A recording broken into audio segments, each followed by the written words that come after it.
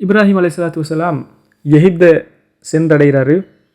அங்கே இருக்கக்கூடிய அந்த நாட்டு அரசனுக்கு ஒரு மனிதர் உலகத்திலேயே அழகான ஒரு பெண்மணியை தன்னோட அழைத்து கொண்டு வந்திருக்கிறதாக அந்த அரசன் காதுகளுக்கு தகவல் சென்றடையுது. அதாவது சாரா அலைஹிஸ்ஸலாத்து வஸ்ஸலாம். இந்த செய்தி புகாரியில் பதியப்பட்டிருக்கு. ரசூல் ஸல்லல்லாஹு அலைஹி வஸல்லம் அவங்க சொன்னாங்க, இப்ராஹிம் அலைஹிஸ்ஸலாத்து வஸ்ஸலாம் ஒருபோதும் பொய்யே சொன்னது கிடையாது, ஆனால் 3 சந்தர்ப்பங்களை தவிர. உண்மையிலேயே அதில் பொய் என்றே எடுக்க முடியாது. அதில் 2 பொய்கள் அல்லாஹுக்காக அவர் கூறியது. அல்லாஹுக்காக அவர் கூறிய 2 பொய்கள் என்னென்னு பார்த்தோம்னா, ஒன்று இன்னி சகீம், நான் ஒரு நோயாளி என்று கூறினார். மற்றது பல் ஃபஅலஹும் கபீருஹும் ஹாதா, இந்த பெரிய சிலை தான் மற்ற எல்லா சிலைகளையும் உடைத்ததாக கூறினார். இது 2ம் அல்லாஹுக்காக வேண்டி அவர் கூறிய பொய்கள். இது பற்றி நான் ஏற்கனவே கூறியிருந்தேன். இப்ராஹிம் அலைஹிஸ்ஸலாத்து வஸ்ஸலாம் அவங்களுடைய முழு சமுதாயமும் முழு சமூகமும் ஒரு செலிப்ரேட் பண்ணுறதுக்காக வேண்டி, ஒரு நிகழ்ச்சிக்காக வேண்டி மொத்த ஊருமே இன்னொரு இடத்துக்கு போகிறதுக்கு இருந்துச்சு. அந்த சமயத்தில் அந்த மக்கள் இப்ராஹிமையும் கூப்பிட்டாங்க, இப்ராஹிமை நீங்களும் எங்களோட வாங்கிண்டு. ஆனால் இப்ராஹிம் அலைஹிஸ்ஸலாத்து வஸ்ஸலாம் போகிறதுக்கு விரும்பலை. அவர் சொன்னார், ஐ ஆம் சிக், நான் ஒரு நோயாளியாக இருக்கிறேன் என்று.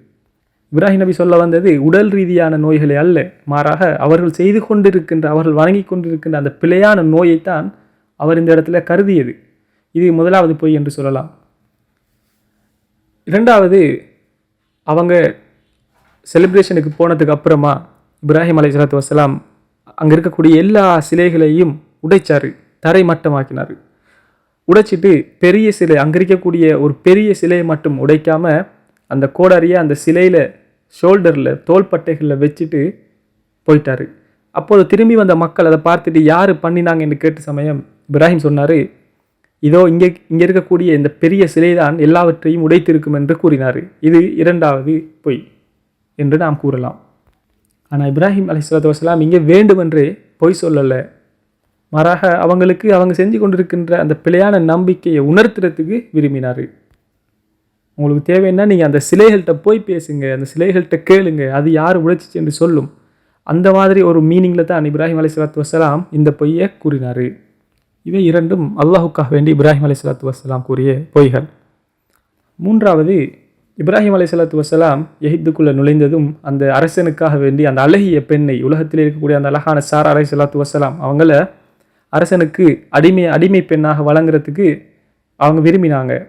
அந்த சமயத்தில் அந்த பெண்ணிடம் போய் அந்த பெண்ணை இப்ராஹிம் அலைஹிஸ்ஸலாத்து வஸ்ஸலாம் அவரையும் அழைச்சி கேட்டாங்க, உங்களோட இருக்கக்கூடிய இந்த பெண் யார் அப்படின்னு.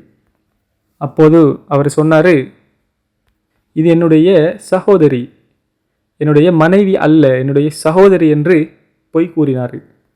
அந்த இடத்துல அவர் என்னுடைய மனைவி என்று சொல்லியிருந்தா இப்ராஹிம் நபியை கொன்றுட்டு அவருடைய மனைவியை அவங்க அபகரிச்சிருப்பாங்க. அப்படி பொய்யை சொல்லிட்டு சாரா அலைஹிஸ்ஸலாத்து வஸ்ஸலாம் அவங்கள்ட்ட போய் இப்ராஹிம் நபி சொன்னார், கேளுங்க, நான் உங்களை என்னுடைய சகோதரி என்று நான் பொய் சொல்லியிருக்கிறேன். உங்கள்கிட்ட அவங்க கேட்குற சமயத்தில் நீங்களும் நான் உங்களுடைய சகோதரர் என்று கூறுமாறு இப்ராஹிம் அலைஹிஸ்ஸலாத்து வஸ்ஸலாம் சாராக்கு கூறியிருந்தார். அதே மாதிரி அவங்களும் சாரா அலைஹிஸ்ஸலாத்து வஸ்ஸலாம் அவங்கள்ட்ட கேட்டாங்க, நீங்கள் இவர் யார் உங்களுக்கு அப்படின்னு கேட்ட நேரத்தில் சாரா அலைஹிஸ்ஸலாத்து வஸ்ஸலாம் சொன்னாங்க, இவர் என்னுடைய சகோதரர் அப்படின்ட்டு. அப்போது இருவரும் அந்த அரசனுக்கு முன்னால் அழைத்து வரப்பட்டார்கள். அந்த அரசன் சாரா அலைஹிஸ்ஸலாத்து வஸ்ஸலாம் அவங்க மீது தன்னுடைய கையை வைக்க விரும்பினான். அப்போது சாரா அலைஹிஸ்ஸலாத்து வஸ்ஸலாம் துஆ செஞ்சாங்க, அல்லாஹ்வே நீயே இவனை பார்த்து கொள்ளு அப்படின்ட்டு. அப்போது அந்த அரசனுடைய கை பக்கவாதத்துக்கு உள்ளாகியது, பாரிசவாதம் என்று நாம் கூறுவோம்.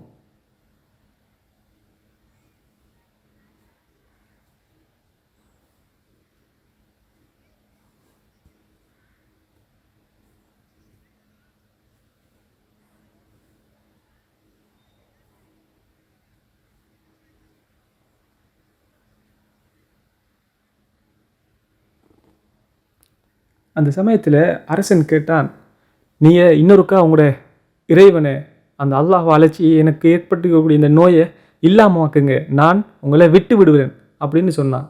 அப்போது சாரா அலைஹிஸ்ஸலாத்து வஸ்ஸலாம் மீண்டும் துஆ செஞ்சாங்க, அவனுடைய கை மீண்டும் பழைய நிலைமைக்கு திரும்பியது. ஆனால் அந்த அரசன் அவனுடைய வார்த்தைகளை காப்பாற்றலை, வார்த்தைகளுக்கு மாற்றமாக நடக்க ஆரம்பித்தான். அப்போது சாரா அலைஹிஸ்ஸலாத்து வஸ்ஸலாம் மீண்டும் ஒரு முறை துஆ செஞ்சாங்க. அவனுடைய கை மீண்டும் பக்கவாதமாகியது. அவனுக்கு இயலாமல் போனது. அப்போது அவன் கூறினான், இன்னொரு முறை உங்களுடைய இறைவனை அழைத்து என்னுடைய கையை சரிப்படுத்துங்கள், நான் உங்களை விட்டு விடுகிறேன் என்று கூறினான். அப்போது இரண்டாவது முறையாகவும் சாரா அலைஹிஸ்ஸலாத்து வஸ்ஸலாம் அல்லாஹ்விடம் கேட்டார்கள். அவனுடைய கை சுகமாகியது. அப்போது அவன் மூன்றாவது முறையாகவும் சாரா அலைஹிஸ்ஸலாத்து வஸ்ஸலாம் அவர்கள் மீது கையை வைக்க விரும்பினான். அப்போது மீண்டும் துஆ கேட்குமாறு கூற சாரா அலைஹிஸ்ஸலாத்து வஸ்ஸலாம் துஆ கேட்டாங்க. அப்போது மூன்றாவது முறையாகவும் அவனுடைய கை சுகமாகியது. அப்போது அவன் கூறினான், இன்னமா ஜஅ்துமூனி பிஷைத்தான், நீங்கள் எனக்கு முன்னால் ஒரு மனிதனை போல காட்சி அளிக்கல, மாற்றமாக நீங்கள் ஒரு ஷைத்தானை போல எனக்கு முன்னால் நீங்கள் காட்சி அளிக்கிறீங்க அப்படின்னு அவன் கூறினான். அவ்வாறு அவன் கூறிவிட்டு அந்த இருவரையுமே விடுதலை செஞ்சான். நீங்கள் 2 பேரும் போகலாம் அப்படின்று அவங்கள விடுவிச்சான். விடுவிச்சது மட்டும் இல்லாமல் சாரா அலைஹிஸ்ஸலாத்து வஸ்ஸலாம் அவங்களுக்கு ஒரு பெண்ணை பரிசாக கொடுத்தான், ஒரு அடிமை பெண்ணை. அவங்க தான் ஹாஜர் அலைஹிஸ்ஸலாத்து வஸ்ஸலாம். இவ்வாறு அந்த ஹாஜர் அலைஹிஸ்ஸலாத்து வஸ்ஸலாம் அவங்களை இப்ராஹிம் நபிக்கு அறிமுகப்படுத்தினாங்க. இவ்வாறு தான் ஹாஜர் அலைஹிஸ்ஸலாத்து வஸ்ஸலாம் அவங்களுடைய கதைகளும் ஆரம்பிக்குது. சஹீஹுல் புகாரியிலே ஒரு ஹதீஸ் இருக்கிறது. இப்ராஹிம் அலைஹிஸ்ஸலாத்து வஸ்ஸலாம் தானாகவே அவராகவே விருத்த சேசனம் செய்து கொண்டார்கள். விருத்த சேதனத்தை சில இடங்களில் ஹத்னா செய்தல் என்றும் அழைப்பார்கள், அல்லது சுன்னத் செய்தல் என்றும் அதுக்கு ஒவ்வொரு இடங்களில் அதனை அழைப்பார்கள். அல்லாஹ் சுப்ஹானஹு வ தஆலாவிடமிருந்து இந்த விருத்த சேதனம் செய்வதற்கான கட்டளையை இப்ராஹிம் நபி பெற்றார்கள். ஆக இப்ராஹிம் நபி இந்த செயலை செஞ்சது அவருக்கு 80 வயதாக இருக்கின்ற நேரத்தில் தான், 80 வயதுகளை அடைந்த காலகட்டத்தில் தான் அல்லாஹு தாலா இவ்வாறான ஒரு கட்டளையை இப்ராஹிம் நபிக்கு கொடுக்குறான். அவராகவே விருத்த சேதனம் அல்லது ஹத்னா செய்து கொண்டார். அவருக்கு 80 வயதாகின போதிலும் அல்லாஹ் தாலா கட்டளை வந்த நேரம் அவர் அந்த நேரத்தில் எந்த ஒரு பெயின் கில்லரும் இருக்கல்ல, வேறு எந்த வழிமுறைகளும் இருக்கல்ல, அவராகவே விருத்த சேதனம் செஞ்சு கொண்டார். அந்த வயது வரைக்கும் அவருக்கு எந்த ஒரு குழந்தையும் இருக்கல. அவர் தனிமையாக வாழ்ந்தார். அவருக்கு எந்த ஒரு ஃபாலோவர்ஸும் எந்த ஒரு அவரை நம்பிக்கை கொண்ட வேறு எந்த மக்களும் அவருக்கு இருக்கல்ல. அவர் பொறுமையாக இருந்தார். அந்த சமயத்தில் சாரா அலைஹிஸ்ஸலாத்து வஸ்ஸலாம் அவங்களுடைய அந்த அடிமை பெண்ணான ஹாஜரை நீங்கள் மனைவியாக வச்சுக்கொள்ளுங்கன்னு சொல்லி அனுமதி கொடுத்தாங்க. அதுக்கு பிறகு ஹாஜரும் இப்ராஹிம் அலைஹிஸ்ஸலாத்து வஸ்ஸலாம் 2 பேரும் திருமணம் செஞ்சு கொண்டாங்க. அவங்களுக்கு குழந்தை பாக்கியம் கிடைக்கும் என்ற ஒரு நம்பிக்கையில் இவங்க 2 பேரும் குழந்தை பாக்கியத்தை பெற்றாங்க. இஸ்மாயில், அதாவது அல்லாஹ் சுப்ஹானஹு வ தஆலா ஹலீம் என்று அழைக்கிறான். அப்படிப்பட்ட அந்த இஸ்மாயில் அலைஹிஸ்ஸலாத்தை இருவரும் பெற்றெடுத்தார்கள். ஹலீம் அப்படின்னா மிகவுமே சாஃப்டானவர், ஜென்டிலானவர் அப்படிங்கிற கருத்து. இஸ்ஹாக் அலைஹிஸ்ஸலாத்து வஸ்ஸலாத்து அல் குர்ஆனில் அல்லாஹ் வர்ணிக்கிறான், அலீம் அப்படின்னா அறிவுள்ளவர், அறிவு கொடுக்கப்பட்டவர் அப்படிங்கிற கருத்து. பைபிளில் ஒரு இன்ட்ரெஸ்டிங்கான ஒரு ஸ்டோரி சொல்லப்பட்டிருக்கு. நான் அதை உங்களுக்கு சொல்லி காட்டுறேன். இஸ்மாயிலை பொறுத்தவரையில் நான் அவருக்கு அருள் பாலித்திருக்கிறேன். அவரை பலனளிக்கக்கூடிய ஒருத்தராக நான் மாற்றுவேன். அவருடைய சந்ததிகளை பெருப்பிப்பேன். அவர் 12 வாரிசுகளை பெறுவார். அதன் மூலம் நான் ஒரு பெரிய அரசை உருவாக்குவேன். இப்படி அந்த பைபிளுடைய வசனம் காணப்படுது. பைபிள் சொல்லுது இஸ்மாயில் அருள் பாலிக்கப்பட்டவர் என்று. அது மட்டும் இல்லாமல் அவருடைய குழந்தைகளை, அதாவது அரபிகள், அவங்கள பல மடங்காக்குவதாக அல்லாஹ் சுப்ஹானஹு வ தஆலா சொல்லியிருக்கிறான். இப்ராஹிமுடைய சந்ததிகளில் 12 பேரை இளவரசர்களாக, பிரின்சஸாக நான் மாற்றுவேன் அப்படின்னு அல்லாஹ் தஆலா சொல்லியிருக்கிறான். நபி ஸல்லல்லாஹு அலைஹி வஸல்லம் அவங்க கூட ஒரு ஹதீஸில் சொல்லியிருக்கிறாங்க, இந்த உம்மத்துக்கு 12 ஹுலஃபாக்கள் வருவாங்க. அவங்க அனைவருமே குரைஷ் கோத்திரத்திலேருந்து தான் உருவாகுவாங்க, குரைஷ் கோத்திரத்தை சேர்ந்தவங்களாக இருப்பாங்கன்னு ஹதீஸ் ஒன்று இருக்குது. 12 குரைஷ் கோத்திரத்தை பொறுத்தவரையில் இஸ்மாயில் அலைஹிஸ்ஸலாத்திலிருந்து நேரடியாக வரக்கூடிய ஒரு கோத்திரம். பைபிளில் நான் சொன்ன வசனம் கூட 12 இளவரசர்களை பற்றி, 12 ஆட்சியாளர்களை பற்றி பேசுது. அதில் 4 பேர் நமக்கு தெரியும், அபூபக்கர், உமர், உஸ்மான் மற்றும் அலி ரலியல்லாஹு அன்ஹும். இவ்வாறு நமக்கு 4 ஹலீஃபாக்கள் நமக்கு தெரியும். உமர் இப்னு அப்துல் அசீஸ் அவரையும் சிலர் உள்வாங்குவார்கள். அது மட்டும் இல்லாது வரப்போகின்ற மஹ்தி அவரையும் நமக்கு தெரியும். இதில்லாது இன்னும் ஏனையவர்களும் தோன்றிருக்கிறார்கள். பைபிள் கூட இஸ்மாயில் நபி மற்றும் இல்லை வரக்கூடிய அந்த 12 பேரை பற்றியும் 12 ஆட்சியாளர்களை பற்றியும் கூட பேசியிருக்கிறது. நமக்கு இதுவரை 4 ஹலீஃபாக்கள் அல்லது 5 ஹலீஃபாக்களை நாம் இதுவரை கண்டிருக்கிறோம், வரலாறு கூறியிருக்கிறது. இனி வரப்போகிறவர்களை இன்ஷா அல்லாஹ் தஆலா இனி வரும் காலங்களில் தோன்றிருக்கிறார்கள். அதுதான் இந்த உம்மத்துக்கு இருக்கக்கூடிய ஒரு சந்தோஷமான ஒரு மகிழ்ச்சியான ஒரு செய்தியாக கூட அது இருக்கும். இமாம் இப்னு ஹஜர் அல் அஸ்கலானி சஹீஹுல் புகாரிக்கு எழுதிய ஃபத்ஹுல் பாரியிலே ஒரு நிகழ்ச்சியை குறிப்பிடுகிறாரு. இப்ராஹிம் நபி ஹாஜர் அலைஹிஸ்ஸலாத்து வஸலாம் அவங்களையும் அவங்களுடைய மகனான இஸ்ஹாக், அப்போது அவருக்கு வயது 2 வயதாகத்தான் இருந்தது, அவரையும் அழைத்து கொண்டு ஹிஜ்ரத் போனார். அப்போது இவர்கள் மூவருமாக ஹிஜ்ரத் செஞ்சு கொண்டிருக்கிற நேரத்தில் ஒரு இடம், அந்த இடம் பாலைவனம், எந்த ஒரு வீடும் இல்லை, எந்த ஒரு குடியிருப்பும் இல்லை, எந்த ஒரு நபரும் இல்லை, காண்பதற்கு எந்த ஒரு மக்களும் இல்லை, எங்கு பார்த்தாலும் மணல், ஒரு பெரிய பாலைவனம். அப்படிப்பட்ட ஒரு இடத்துல இப்ராஹிம் அலைஹிஸ்ஸலாத்து வஸலாம் நின்றார். அந்த இடத்துல நின்று தன்னுடைய மனைவி ஹாஜரா பார்த்தும் அதே மாதிரி தன்னுடைய மகனை பார்த்தும், நீங்கள் 2 பேரும் இங்கேயே ஸ்டே பண்ணுங்க, இங்கே தங்கிருங்கன்னு சொன்னார். அவங்களுக்கு குடிக்கிறதுக்காக கொஞ்சம் தண்ணியும் அதே போல் ஒரு சாக்கு, ஒரு பை நிறைய பேரித்தம்பழங்களையும் கொடுத்து விட்டு அவர் போனார். ஹாஜருக்கு என்ன நடக்குதுன்று கொஞ்சம் நேரத்துக்கு ஒன்றுமே புரியலை. எந்த இடமென்றே தெரியாத இந்த இடத்துல எப்படி நாங்கள் விடப்பட முடியும்? அதனால் ஹாஜர் இப்ராஹிம் நபியை பின்தொடர்ந்து போனாங்க. நீங்கள் எங்களை இந்த இடத்துல விட்டுட்டு போகிறீங்களான்னு கேட்டாங்க. இந்த இடத்துல மக்களும் இல்லை, மரங்களும் இல்லை, குடியிருப்புகளும் இல்லை, வீடுகளும் இல்லை, எங்களோட யார் இருக்கிறா அப்படின்னு கேட்டாங்க. அப்போது இப்ராஹிம் நபி எந்த ஒரு பதிலும் சொல்லலை. அவர் பின்னாடி கூட பார்க்காம, திரும்பி கூட பார்க்காம நடந்து போய்கொண்டே இருந்தார். இருந்தாலும் ஹாஜர் அலைஹிஸ்ஸலாத்து வஸலாம் அதே கேள்வியை திருப்பி கேட்டுக்கொண்டே இருந்தாங்க, எங்களோட யாரை விட்டுட்டு போகிறீங்க? இப்ராஹிம் நபி எந்த ஒரு பதிலும் கூறலை. அவரை பாட்டுக்கு நடந்து போய்கொண்டே இருந்தார். ஹாஜரா கேட்குறாங்க, எங்களோட யாரை விட்டுட்டு போகிறீங்க? இந்த இடத்துல மனிதர்களும் இல்லை, மரங்களும் இல்லை, குடியிருப்புகளும் இல்லை, மக்களும் இல்லை, இந்த இடத்துல எதுக்காக நீங்களை விட்டுட்டு போகிறீங்க அப்படின்னு கேட்டுக்கொண்டே இருக்கிறாங்க. இப்ராஹிம் நடந்து கொண்டே இருக்கிறாரு. இறுதியாக ஹாஜர் ஒரு கேள்வி கேட்டாங்க, நீங்கள் எங்களை விட்டுட்டு போகிறது அல்லாஹ் சுப்ஹானஹு தஆலாவுடைய கட்டளையா என்று ஒரு கேள்வி கேட்டாங்க. அப்போது தான் இப்ராஹிம் நபி பதில் கூறினார், ஆம். அப்போது சையதுனா ஹாஜர் அலைஹிஸ்ஸலாத்து வஸலாம் சொன்னாங்க, அப்படின்னா அல்லாஹ் சுப்ஹானஹு தஆலா எங்களை கைவிட மாட்டான். அவ்வளவுதான், அவங்க வேறு ரெண்டுமே பேசலை. அல்லாஹ் சுப்ஹானஹு தஆலாவை எங்களை விட சொன்னான், அப்படியாக இருந்தால் அல்லாஹ் சுப்ஹானஹு தஆலா எங்களை ஒருபோதும் கைவிட மாட்டான் அப்படின்னு கூறினாங்க. இதுதான் ஈமான். ஹாஜர் அலைஹிஸ்ஸலாத்து வஸலாம் அவங்களுடைய நம்பிக்கை, உறுதியான நம்பிக்கை இப்படித்தான் இருந்துச்சு. அவங்க ஒரு வறண்ட பாலைவனத்தில் ஒரு நடுவில் விடப்பட்டிருக்கிறாங்க. அவங்கள்ட்ட போதுமான தண்ணி கூட இல்லை, போதுமான சாப்பாடு கூட இருக்கல. எத்தனை நாளைக்கு அங்கே தனியாக வாழ போகிறாங்கன்னு தெரியலை. முழுமையாக கைவிடப்பட்ட ஒரு தாய். ஹாஜர் அலைஹிஸ்ஸலாத்து வஸலாம் அந்த இடத்துல உட்கார்ந்தாங்க. அவங்கள்ட்ட இருக்கிற தண்ணீரும் அதே மாதிரி அவங்கள்ட்ட இருக்கிற அந்த பேரிச்சம்பழங்களும் நிறைவடைகிற வரைக்கும், முடிகிற வரைக்கும் அதிலிருந்து சாப்பிட்டு கொண்டிருந்தாங்க. ஒரு நாள் கையில் இருந்த தண்ணீரும் முடிஞ்சிட்டு, கையில் இருந்த பேரிச்சம்பழங்களும் முடிந்து விட்டது. இப்போது செய்தினா இஸ்மாயில் அலைஹிஸ்ஸலாத்து வஸலாம் அழுகிறாங்க. நபி ஸல்லல்லாஹு அலைஹி வஸல்லம் அவங்க இதை பற்றி சொல்கிறாங்க, இஸ்மாயில் அலைஹிஸ்ஸலாத்து வஸலாம் பசியின் காரணமாக வளைஞ்சு நெளிஞ்சார். காரணம் பசி. தின்பதற்கோ குடிப்பதற்கோ ஒன்றும் இல்லாமல் சாக போகிற நிலைமையில் இருந்து கொண்டு, அப்படிப்பட்ட நிலைமையில் இருக்கக்கூடியவர் போல் மிச்சமே அழுதாங்க.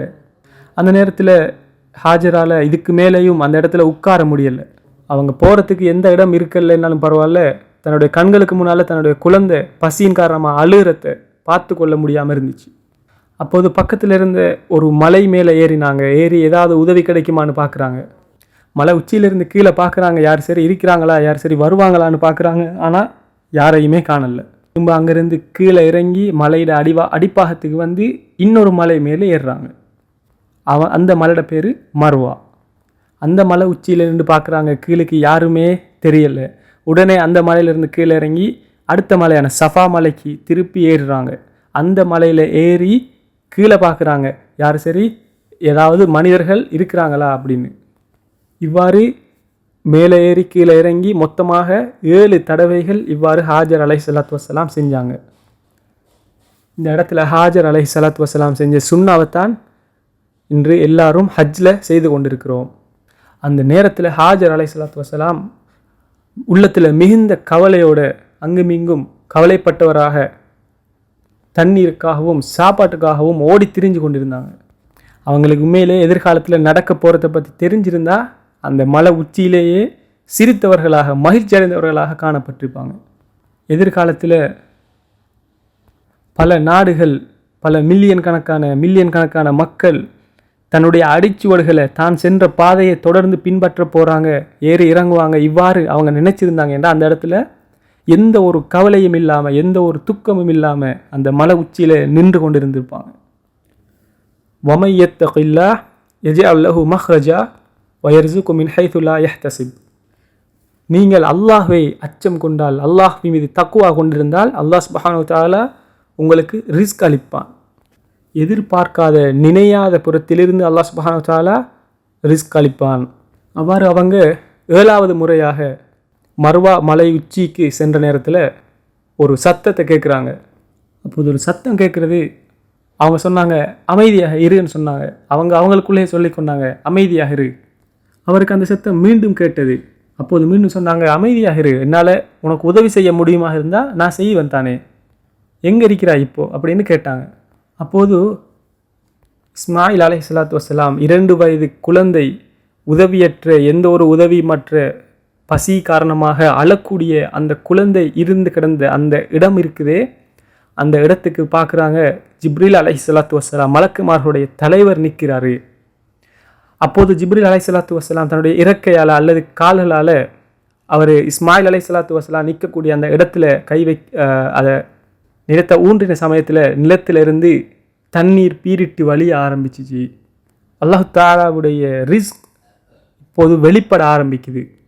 அப்போது அதை பார்த்துட்டு சையதுனா ஹாஜர் அலைஹிஸ்ஸலாத்து வஸ்ஸலாம் கீழிறங்கி அந்த இடத்துக்கு வந்தாங்க.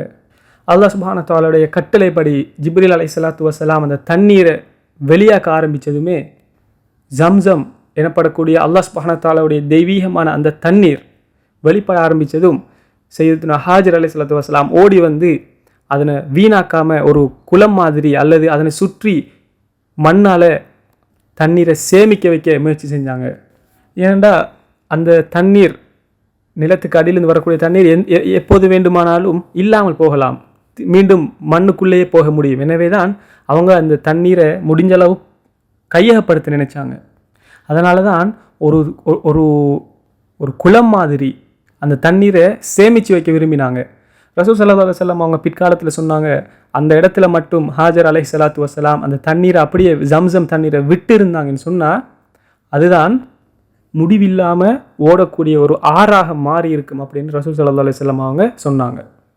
ஹாஜர் அலைஹிஸ்ஸலாத்து வஸ்ஸலாம் மட்டும் அந்த தண்ணீரை அப்படியே விட்டுருந்தாங்கன்னு சொன்னால், அவங்க அதை சேமிக்கிற நோக்கத்தில் இல்லாமல் அதை அப்படியே விட்டுருந்தாங்கன்னு சொன்னால் அது இந்த உலகத்திலேயே ஓடக்கூடிய ஒரு மிகப்பெரிய ஆறாக மாறி இருக்கும்.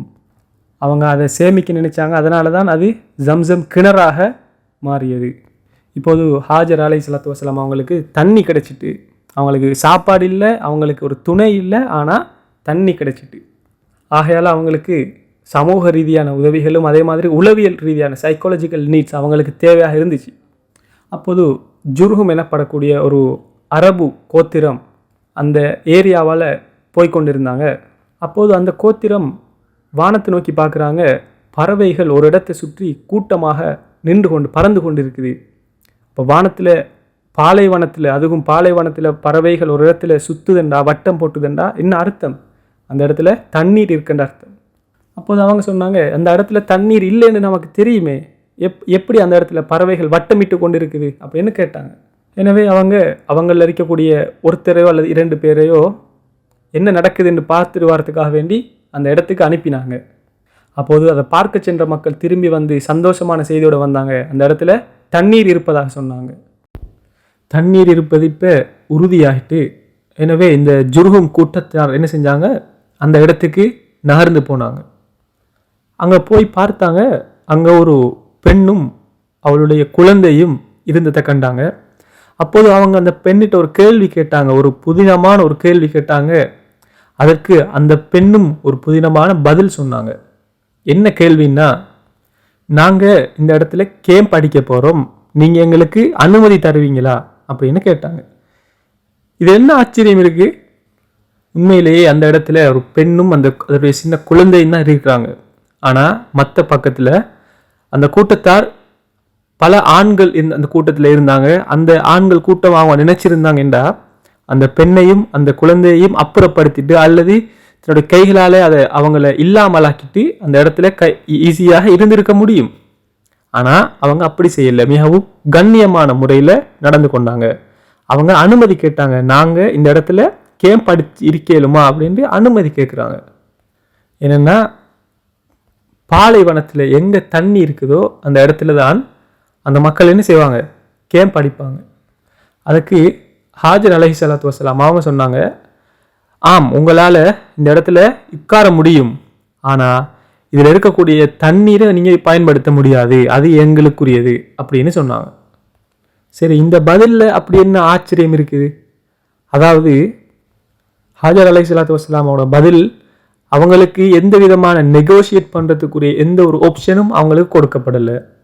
அவங்களுக்கு தண்ணீரில் எந்த உரிமையுமே அவங்க கொடுக்கல. அவங்க சொன்னாங்க, இங்கே இருக்கக்கூடிய தண்ணீரை நீங்கள் பயன்படுத்த முடியாது, மாற்றமாக நீங்கள் விரும்பினா இந்த இடத்துல நீங்கள் தங்க இயலும், உங்களோட கேம்பை நீங்கள் இந்த இடத்துல அடிக்க இயலும் அப்படின்னு சொன்னாங்க. அவங்க அதை ஏற்றுக்கொண்டாங்க. அப்படித்தான் அந்த ஜுர்ஹோம் கூட்டத்தவர்கள் அந்த இடத்துல வந்து குடியேற ஆரம்பித்தாங்க. சரி, இப்போது கதைக்கு பின்னால் கொஞ்சம் செல்கிறேன். இப்ராஹிம் நபி அவருடைய மனைவியையும் அவருடைய சிறு குழந்தையையும் அந்த பாலைவனத்தில், இடம் தெரியாத அந்த பாலைவனத்தில் விட்டுட்டு போனாங்க. அவர் அங்கேயே அவங்கள விட்டுட்டு நடந்து போய்கொண்டே இருந்தார். அவங்களுக்காக வேண்டி அவர் துவா செஞ்சார். உண்மையிலேயே ஒரு வயதான தந்தையாக இருந்த அவர் அந்த சமயத்தில் தன்னுடைய ஒரே ஒரு மகனையும் அதே மாதிரி அவருடைய மனைவியையும் விட்டுட்டு போனேங்கிறது இலகுவான ஒரு காரியம் அல்ல. ஏனென்றா நாம கூட நம்முடைய மனைவி மக்களை விட்டுட்டு போகிறதாக இருந்தால் மிகவும் ஒரு பாதுகாப்பான ஒரு இடத்துல தான் நாம் அவங்கள விட்டுட்டு போவோம். ஆனால் இப்ராஹிம் அலைஹிஸ்ஸலாத்து வஸ்ஸலாத்தை பொறுத்தவரையில் இடம் எதென்றே தெரியாத ஒரு இடத்துல, ஒரு பாலைவனத்தில், வறண்ட பாலைவனத்துக்கு மத்தியில் அவங்கள விட்டுட்டு போக வேண்டி இருந்துச்சு. அதனால தான் அல்லாஹ் சுப்ஹானஹு வ தஆலாவிட்ட துஆ கேட்டாங்க. ஏனென்றால் அல்லாஹ் சுப்ஹானஹு வ தஆலா தான் அதுக்கு தகுதியானவன். இய்யாக நஅ்புது வ இய்யாக நஸ்தஈன், நான் உன்னை வணங்குகிறேன், நான் உன்னிடமே உதவியும் தேடுகிறேன். அதனால தான் அல்லாஹ் சுப்ஹானஹு வ தஆலாட்ட துஆ கேட்டாங்க. இப்ராஹிம் நபி கேட்ட துஆ என்ன தெரியுமா? அவர் சொன்னாரு, அல்லாஹ் சுப்ஹானஹு வ தஆலா குர்ஆன்ல சொல்றான், ربنا إني أسكنت من ذريتي بواد غير ذي زرع عند بيتك المحرم ربنا ليقيموا الصلاة فاجعل أفئدة من الناس تهوي إليهم وارزقهم من الثمرات لعلهم يشكرون.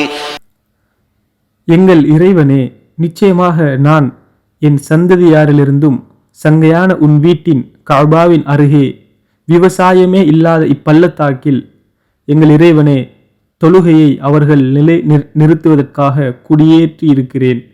எனவே மக்களில் ஒரு தொகையினரின் இதயங்களை அவர்கள் பால் சாய்ந்திடச் செய்வாயாக. இன்னும் அவர்கள் நன்றி செலுத்தும் பொருட்டு கனிவர்க்கங்களிலிருந்து அவர்களுக்கு நீ ஆகாரமும் அளிப்பாயாக.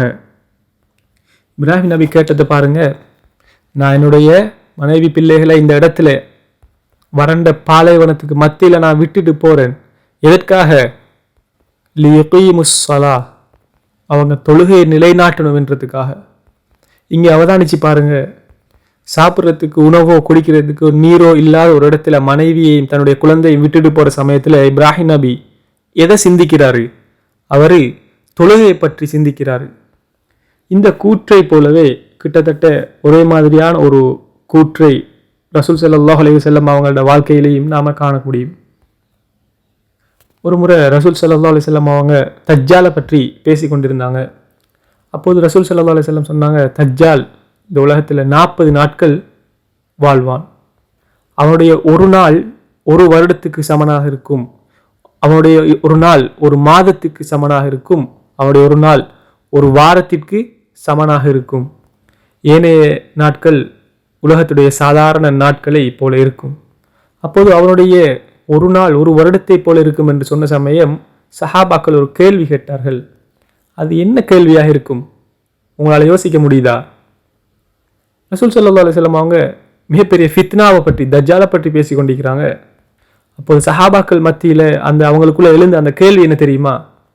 ஹல் தக்ஃபீனா ஃபீஹி ஸலாத்து யௌம், அப்படியானா ஒரே நாளில் தொழக்கூடிய தொழுகைகளை போல அந்த நாளில் நாங்கள் தொழுகைகளை அமைச்சு கொள்ள இயலுமா அப்படின்னு கேட்குறாங்க.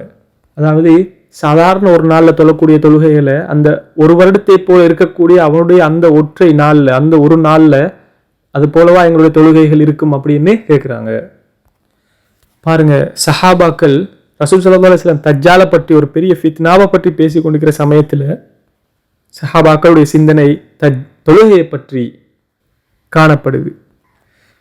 சரி, இப்ராஹிம் அலைஹிஸ்ஸலாத்து வஸலாமும் அதற்காக வேண்டிதான் தன்னுடைய மனைவி பிள்ளைகளை விட்டார். லியுகீமுஸ்ஸலா, அவங்க தொழுகையை நிலைநாட்டுவதற்காக வேண்டி. அதுக்கு பிறகுதான் மற்ற தேவைகளை முன்னிறுத்தி துஆ கேட்டார். அல்லாஹ் சுப்ஹானஹு வ தஆலாட்ட நம்முடைய ரிஸ்கை பற்றி நாம் கேட்கக்கூடாது என்று நாம் ஒருபோதும் சொல்ல மாட்டோம். இந்த உலகத்தில் இருக்கக்கூடிய இன்பங்களில் தர சொல்லி அல்லாஹ் சுப்ஹானஹு வ தஆலாட்ட கேட்காம இருக்கக்கூடாது அப்படிங்கிற முறை அப்படிங்கிற நிலைப்பாட்டுக்கு நாம் வரமாட்டோம். நாம் அல்லாஹ் சுப்ஹானஹு வ தஆலாட்ட அதற்காக வேண்டியும் கேட்க வேண்டும். ஏனென்றா ரப்பனா ஆத்தினா ஃபித் துன்யா ஹஸனத்தன் வ ஃபில் ஆখিরাতি ஹஸனா, நாங்கள் அல்லாஹ் சுப்ஹானஹு வ தஆலா துன்யாவிலையும் நல்லதை தருமாறு கேட்கணும், அதே மாதிரி மறுமையிலையும் நல்லதை தருமாறு கேட்கணும். அதுக்கப்புறமா தான் இப்ராஹிம் நபி கேட்குறாரு, ஃபஜ்அல் அஃஇதத மினன் நாஸி தஹ்வி இலைஹிம் வர்ஸுக்ஹும் மினஸ் ஸமராத்தி லஅல்லஹும் யஷ்குரூன். மக்களின் ஒரு தொகையினர் இதயங்களை, ஒரு சில மக்களுடைய இதயங்களை அவர்களின் பால் சாய்ந்திட செய்வாயாக, அவங்களின் பால் திருப்பிட செய்வாயாக, இன்னும் அவங்க நன்றி செலுத்தும் பொருட்டு கனிவர்க்கங்கள்ல இருந்து பழங்களை அவங்களுக்கு நீ கொடுத்து உதவிடுவாயாகன்னு கேட்டாங்க. சுப்ஹானல்லாஹ், இந்த துஆ கேட்குற சமயத்தில் அது ஒரு வறண்ட பாலைவனமாக இருந்துச்சு. ஆனால் இப்போ எடுத்து பாருங்க, உலகத்தில் இருக்கக்கூடிய எல்லா பாகங்களில், எல்லா நாடுகள்ல இருந்தும் மக்கள் அந்த இடத்துக்கு வரக்கூடியவங்க இருக்கிறாங்க. மக்காவை விட மக்கள் அதிகமாக விரும்பக்கூடிய ஒரு இடம் இன்றைக்கு இந்த உலகத்தில் இல்லை. அல்லாஹ் சுப்ஹானஹு வ தஆலா அவனுடைய வீட்டை மிகவும் ஒரு கவர்ச்சி உள்ள, மனதுகளை இழுக்கக்கூடிய, ஒரு கவர்ந்து இழுக்கக்கூடிய ஒன்றாகத்தான் அதை ஆக்கியிருக்கிறான். அல்லாஹ் வீட்டுக்கு, அல்லாஹ் சுப்ஹானஹு வ தஆலா அல்லாஹ் வீட்டை பற்றி ஒரு முக்கியமான ஒரு அமேசிங்கான ஒரு வர்ணனை அல்லாஹ் தஆலா சொல்கிறான். அல்லாஹ் தஆலா சொல்கிறான், ஜஅல்னல் பைத் மஸாபத்தல் லின்னாஸ். ஒரு இளம் ஒட்டகம் விளையாட போகுது. ஒரு கொஞ்ச நேரத்துக்கு விளையாட சென்றதுக்கு அப்புறமா தன்னுடைய தாயை நோக்கி விரைந்து ஓடி வருது. அல்லாஹ் சுப்ஹானஹு வ தஆலா தன்னுடைய வீட்டை மஸாபா அப்படின்னு அழைக்கிறான். நீங்கள் அங்கே போனீங்கன்னா நீங்கள் ஸ்டக் ஆகிடுவீங்க. நீங்கள் அல்லாஹ்வோட வீட்டை தரிசிக்கிற நேரம், அதை உங்களோட மனசால விரும்புகிற நேரம், அங்கிருந்து நீங்கள் வெளியாகிற சமயத்தில் உங்களுக்கு கவலை வந்துடும். நீங்கள் போனதுக்கு அப்புறமா கூட எப்போது மீண்டும் அந்த கஅபாவை வந்து பார்க்கலாம் அப்படிங்கிற கவலை தான், அந்த நினைப்பு தான் உங்களோட உள்ளத்தில் இருக்கும். அதிகமான மக்களும் அதைத்தான் சொல்கிறாங்க. கஅபாவை நாங்கள் பார்த்ததும் அதை விட்டு பிரியறதுக்கு மனசு இல்லை. கஅபாவை கொஞ்ச நேரம் கூட பார்க்காம இருந்தால் நாங்கள் எப்போ அதை மறுபடியும் பார்ப்போம் அப்படிங்கிற நினைப்பு தான் எங்களுக்குள்ளே இருக்கிறதா சொல்கிறாங்க. அல்லாஹ் சுப்ஹானஹு வ தஆலா அந்த அல்லாஹுடைய இல்லத்துக்கான அந்த அன்பை ஒவ்வொரு மனிதருடைய இதயத்திலும் வச்சிருக்கிறான். ஆகவே அந்த ஜுர்ஹும் கூட்டத்தார்கள் அந்த இடத்துல தங்கினாங்க. அவங்க தான் இஸ்மாயில் அலைஹிஸ்ஸலாத்து வஸ்ஸலாத்தை வளர்த்தாங்க. மட்டும் இல்லாமல் அரபு மொழியிலையும் பேசினாங்க. ஏனென்றா இஸ்மாயில் ஒரு அரபி அல்ல, இப்ராஹிம் நபியும் கூட அரபி அல்ல. அவங்க மெசபத்தேமியாவில், ஈராக்கில் பிறந்து வளர்ந்தவங்க. எனவே ஜுர்ஹும் கூட்டத்தார்கள் அந்த இஸ்மாயில் அலைஹிஸ்ஸலாத்துக்கு அரபு மொழியை கற்றுக் கொடுத்தாங்க. பிகாஸ் இஸ்மாயில் அலைஹிஸ்ஸலாம் கூட அவங்களோட தான் வளர்ந்தாங்க. இவ்வாறு அரபு மொழியை படித்தாங்க. ரசூல் ஸல்லல்லாஹு அலைஹி வஸல்லம் சொன்னாங்க, அந்த கூட்டத்தார்கள் இஸ்மாயிலை மிகவுமே விரும்பினாங்க. அந்த கூட்டத்தாருடைய ஒரு மகளைத்தான் இஸ்மாயில் அலைஹிஸ்ஸலாம் திருமணமும் முடித்தாங்க. அந்த கூட்டத்தோடு தான் வாழ்ந்தாங்க. ஹாஜர் அலைஹிஸ்ஸலாத்து வஸ்ஸலாம் மரணிக்கிறாங்க. இப்ராஹிம் அலைஹிஸ்ஸலாத்து வஸ்ஸலாம் தன்னுடைய பயணத்தை முடிச்சுட்டு திரும்பி மக்காவுக்கு வராங்க. மக்காவுக்கு வந்து இஸ்மாயில் அலைஹிஸ்ஸலாத்து வஸ்ஸலாம் அவங்களோட வீட்டுக்கு போய் கதவை தட்டுறாங்க. அந்த சமயத்தில் மனைவி சொல்கிறாங்க இஸ்மாயில் அலைஹிஸ்ஸலாம் வீட்டில் இல்லைண்டு. ஆகவே இப்ராஹிம் அலைஹிஸ்ஸலாத்து வஸ்ஸலாம் கேட்குறாங்க, எப்படி உங்களோட வாழ்க்கை போய் கொண்டு இருக்குதுன்னு கேட்குற நேரத்தில் அவங்க சொல்கிறாங்க, நாங்கள் மகிழ்ச்சியான ஒரு வாழ்க்கையை வாழ்ந்து கொண்டிருக்கிறதா சொல்கிறாங்க. ஆனால் அவங்க கம்ப்ளைண்ட் பண்ணினாங்க, எங்களுடைய சாப்பாடு சரியில்லை, எங்களுக்கு கிடைக்கக்கூடிய குடிபானங்கள் டேர்ட்டியாக இருக்குது, உப்பு கலந்ததாக இருக்குது. இவ்வாறு முறைப்பட்டாங்க. அதை கேட்டுட்டு இப்ராஹிம் அலைஹிஸ்ஸலாத்து வஸ்ஸலாம் சொன்னாங்க, இஸ்மாயில் வந்ததுக்கு அப்புறமா என்னுடைய சலாத்தை அவருக்கு தெரிவிங்க. அது மட்டும் இல்லாமல் வீட்டுடைய வாசற்படியை, கதவை, அதில் இருக்கக்கூடிய அமைப்பை நீங்கள் மாற்றுங்க அப்படின்னு சொன்னாங்க. இஸ்மாயில் திரும்பி வந்ததுக்கு அப்புறமா ரசூல் ஸல்லல்லாஹு அலைஹி வஸல்லம் சொன்னாங்க, இஸ்மாயில் திரும்பி வந்த சமயத்தில் அவர் உணர்ந்தார், தன்னுடைய தந்தை வந்துட்டு போனதை உணர்ந்தார். சுப்ஹானல்லாஹ். வந்து கேட்டார், யார் சரி வந்துட்டு போனாங்களா? அதற்கு மனைவி சொன்னாங்க, ஒரு வயதான மனிதர் வந்தார், அவர் உங்களை பற்றி கேட்டார், உங்களுக்கு சலாம் சொல்லுமாறு சொன்னார். அது மட்டும் இல்லாமல் வீட்டுடைய வாசப்படியை மாற்றி வைக்குமாறும் சொன்னார். அப்போ இஸ்மாயில் சொன்னார், வந்தது என்னுடைய தந்தை தான், அவர் உங்களையும் என்னையும் பிரிஞ்சு தனியாக இருக்குமாறு கட்டளையிட்டு போய்க்கிறாரு அப்படின்னு சொன்னாங்க. ஆகையால் மனைவியை திரும்பவும் வீட்டுக்கே அனுப்பினார். அது மட்டும் இல்லாமல் மனைவியை விவாகரத்தும் செஞ்சார். ஜுர்ஹும் கூட்டத்தவங்க இஸ்மாயிலை மிச்சம் நேசித்தாங்க, அதிகமாக விரும்பினாங்க. அவங்க இன்னொரு பெண்ணை இஸ்மாயிலுக்கு திருமணம் முடிச்சு கொடுத்தாங்க. சிறிது காலத்துக்கு அப்புறமா இப்ராஹிம் அலைஹிஸ்ஸலாத்து வஸ்ஸலாம் திரும்பி வந்தார். திரும்பி வந்து வீட்டு கதவை தட்டினார். அந்த சமயத்தில் இஸ்மாயில் வீட்டில் இருக்கல, அவருடைய மனைவி இருந்தாங்க. அவரிடம் கேட்டாங்க, இப்ராஹிம் நபி, உங்களோட வாழ்க்கை எப்படி போய் கொண்டு இருக்குதுண்டு. அதற்கு அந்த மனைவி சொன்னாங்க, அல்ஹம்துலில்லாஹ், மிகவும் சந்தோஷமான ஒரு அருமையான வாழ்க்கையை வாழ்ந்து கொண்டு இருக்கிறதா சொன்னாங்க. Best living. அவங்க வாழ்ந்து கொண்டிருந்த அந்த சிம்பிள், ஒரு எளிய ஒரு வாழ்க்கை அமைப்பை நினைச்சு அவங்க பெருமைப்பட்டு சொன்னாங்க, பெருமையாக பேசினாங்க. அவங்க மிகவுமே மகிழ்ச்சியாக இருக்கிறதா சொன்னாங்க. அதை கேட்டதுக்கு பிறகு இப்ராஹிம் அலைஹிஸ்ஸலாத்து வஸ்ஸலாம் இன்னும் சில கேள்விகள் கேட்டாங்க. எப்படிப்பட்ட உணவுகளை நீங்கள் சாப்பிட்றீங்கன்னு. அதுக்கு அவங்க சொன்னாங்க, நாங்கள் இறைச்சி சாப்பிட்றோம்னு. பிறகு இப்ராஹிம் கேட்டார், எவ்வாறான தண்ணீர் நீங்கள் குடிக்கிறீங்க அப்படின்னு. அவங்க சொன்னாங்க, நாங்கள் சுத்தமான தண்ணீர் குடிக்கிறதாக சொன்னாங்க. எனவே அவங்க இறைச்சியும் தண்ணீரும் தான் குடித்து சாப்பிட்டு வாழ்ந்து கொண்டு இருக்கிறாங்க. அவங்களுக்கு வேறு எந்த எடிஷனலான உணவுகளோ சைட் டிஷ்களோ எதுவுமே இல்லை. அப்போது இப்ராஹிம் நபி அலைஹிஸ்ஸலாத்து வஸ்ஸலாம் ஒரு துஆ கேட்டார், அல்லாஹ்வே அவங்களுடைய உணவில் குடிப்பானத்தில் பரக்கத் செய்திருவாகன்னு துஆ கேட்டாங்க. அப்போது இப்ராஹிம் நபி சொன்னாங்க, உங்களுடைய கணவர் திரும்பி வந்ததுக்கு பிறகு என்னுடைய சலாத்தை அவருக்கு தெரிவிங்க. அது மட்டும் இல்லாமல் அவருக்கு சொல்லுங்கள், வாசக்கதவை அப்படியே தொடர்ந்து வைத்து கொள்ளுமாறு நீங்கள் அவருக்கு கூறுங்க. பிறகு இஸ்மாயில் நபி வந்து கேட்குறாங்க, வீட்டுக்கு யார் சரி வந்தாங்களா, விசிட் பண்ணினாங்களான்னு கேட்குற சமயத்தில் அந்த மனைவி சொல்கிறாங்க, ஆம், ஒரு வயதான மனிதர் வந்தார், அவர் வந்து உங்களுக்கு சலாத்தை சொல்லுமாறு கூறினார். பின்னர் வாசற்கதவை அப்படியே மெயின்டைன் பண்ணுமாறும் கூறினாங்க அப்படின்னு சொன்னதுக்கு இஸ்மாயில் அலைஹிஸ்ஸலாத்து வஸ்ஸலாம் பதில் கூறினாங்க, வந்தது என்னுடைய தந்தை தான், அவர் வாசற்கதவு என்று சொன்னது உங்களைத்தான், இந்த உறவை தொடர்ந்து பேணுமாறு எனக்கு கட்டளையிட்டு இருக்கிறாங்க அப்படின்னு சொன்னாங்க. அல்லாஹ் சுப்ஹானஹு வ தஆலா சொல்கிறான், ரப்பி ஹப்லி மினஸ் சாலிஹீன். இதுதான் இப்ராஹிம் அலைஹிஸ்ஸலாத்து வஸ்ஸலாம் கேட்ட துஆ. ஓ இறைவனே, எனக்கு சாலிஹான சந்ததியை எனக்கு தந்தருள்வாயாக. இதுதான் கேட்ட துஆ.